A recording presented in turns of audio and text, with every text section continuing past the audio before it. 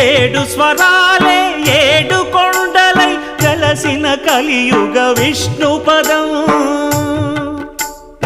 అన్నమయ్య జననం ఇది అన్నమయ్య జననం ఇది అన్నమయ్య జననం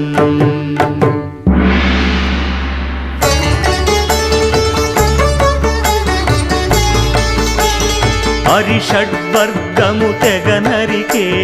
హరి ఖడ్గం ఇది నందకము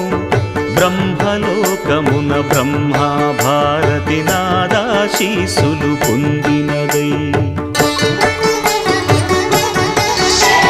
శివలోకమున చిద్విలాసమున ఘమరుధ్వనిలో గమకితమై